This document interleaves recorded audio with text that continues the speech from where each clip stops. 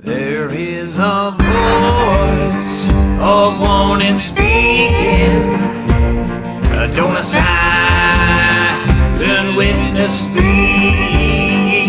How many people throughout the ages held their tongues and were not free?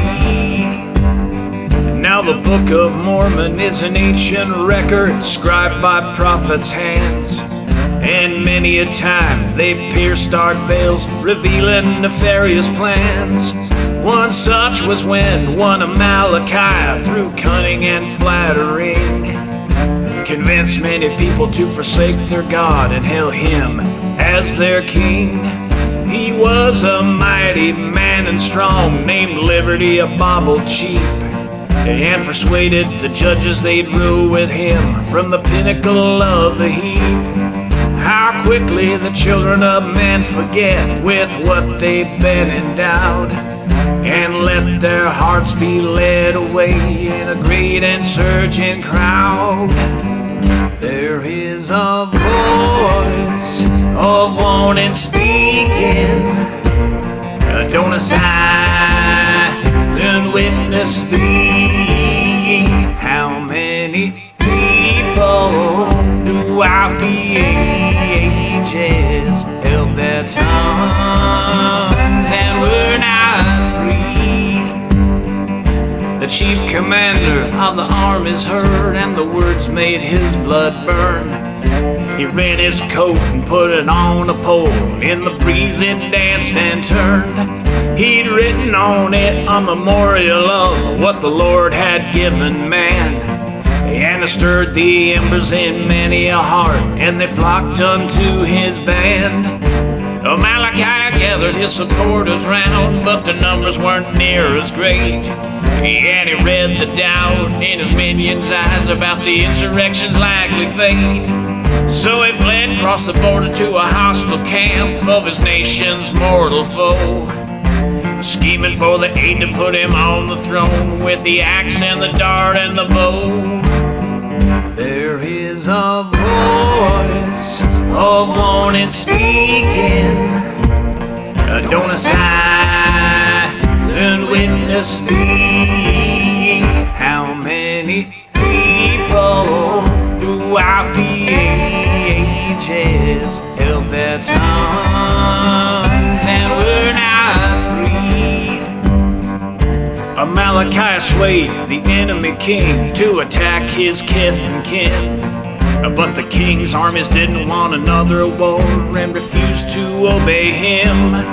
That flatterer said, "Don't you worry, king, I'll bring those rogues to heel." But Amalickiah marched to the mountainside and with the rebel side cut a deal. They made Amalickiah second in command, but he fooled them every whit. And soon he was sitting in the leader's seat, after poison given bit by bit. Undisputed now, he brought the armies home. The king was happy for his part, but Amalickiah sent sly servants forth to put a dagger in the king's glad heart. There is a voice of warning speaking. Don't a silent witness be? How many people throughout the ages held their tongues and were not free? That serpent slew the enemy king. He snatched his armies just like he planned. Amalickiah even wooed the dead man's queen, was acknowledged king throughout the land. Ambitious as Lucifer, he could not rest, but propaganda sent towers tall. Hardened in the hearts of his subjects knew that his homeland had to fall. In the end, Amalickiah got his way, attacked the land of his nativity. But his armies met the captain who scrawled on his coat, and was smitten from sea to sea. Amalickiah swore he'd drink that captain's blood, through the battle gave his anger vent. But he died with a javelin in his chest as he slumbered in his regal tent. There is a voice of one and speaking. Don't a silent witness be? How many people throughout the ages held their tongues and were not free? He was dead, but his conflict lingered on. 10 long years it sputtered and raged. Man, woman, and child held weapons tight, suffered bondage in many a cage. Fraud and deceit gated every time, with slavery following in their wake. Somebody ring a bell, the watchman's crying, we better listen for our own sake. For centuries they've kept a-coming now, tyrants choking throats with their hands. Dying on islands, in bunkers, in beds, in culverts buried in the sand. It don't seem people really want a Messiah unless he comes straddling a horse. Doesn't touch our riches as we love our neighbor or require much else, of course. There is a voice of one and speaking. Don't a silent witness be?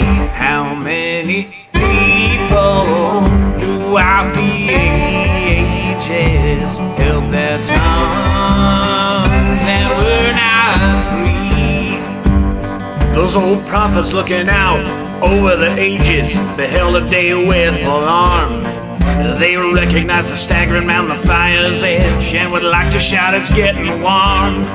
From a distance they're saying we've been down that road and it's paved with misery. Each cobble is like a stumbling stone, don't be ignorant of history.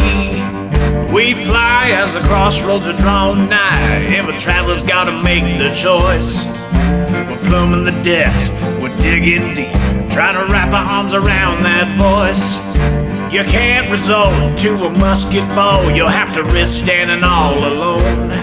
And when the teeth start gnashing and the spittle starts spraying, you'll need conviction in your bones.